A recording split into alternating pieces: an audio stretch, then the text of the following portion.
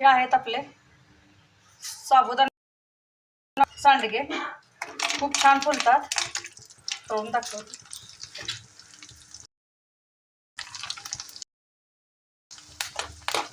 Pop छान लागतात ते.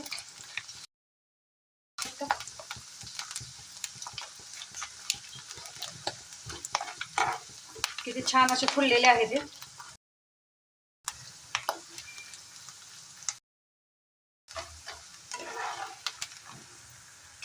ते आपण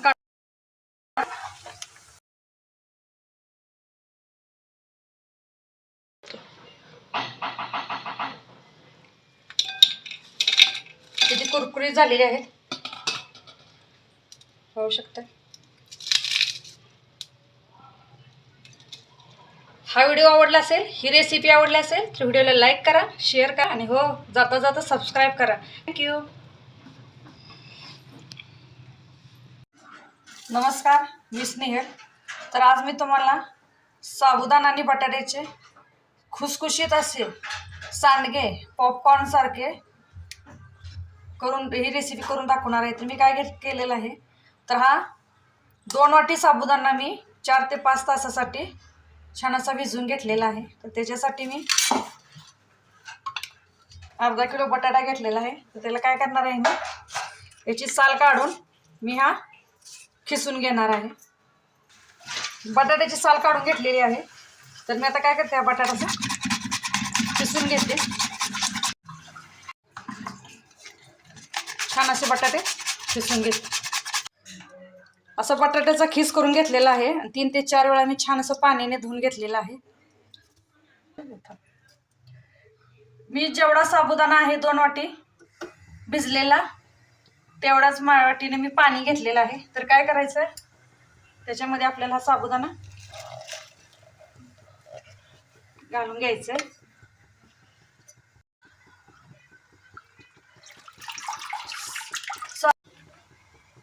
साबुदाणा घातलेला आहे, त्याच्यामध्ये आपण आता काय करायचंय, किसलेला बटाटा टाकून घ्यायचंय. छान असं मिक्स करायचंय. गॅस मिडियम फ्लेमवरती ठेवायचंय. छान असं मिक्स झालेलं आहे. आता याच्यामध्ये मी लाल मिरची पावडर साठी चालते, मिरची पावडर करून टाकू शकता.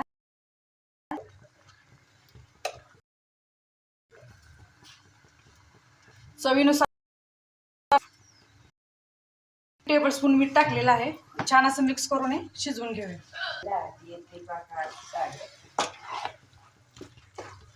अशा पद्धतीने मिक्स करून घेते. खूप छान सांडगे लागतात. उपवासासाठी नाही, आपण असे पॉपकॉर्न. छान असं मिक्स झालेलं आहे.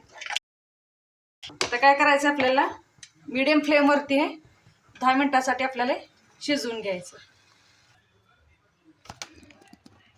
10 मिनिटासाठी आपण झाकून छान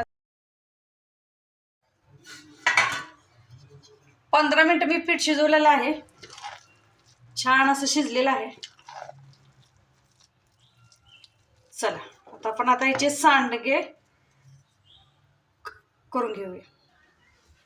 प्लास्टिकचा कागद घेतलेला आहे आणि त्याच्यावरती मी असं चमच्याने असे सांडगे सोडून देत आहे. हाताने सोडू शकतात. अशा पद्धतीने मी सर्व सांडगे करून घेते. अशा पद्धतीने मी सर्व सांडगे तयार करून घेतलेले आहेत. आता हे मी 3 ते 4 दिवसासाठी कडक उन्हामध्ये वाळवून घेणार आहे. हे आहेत आपले साबुदाणा बटाट्याचे सांडगे. कलरही खूप छान आलेला आहे, याचा पाहू शकता. खूप छान लागतात. हा व्हिडिओ आवडला असेल, ही रेसिपी आवडली असेल, स्नेहल काळभोर्स किचनला लाईक करा, जाता जाता सबस्क्राईब करा.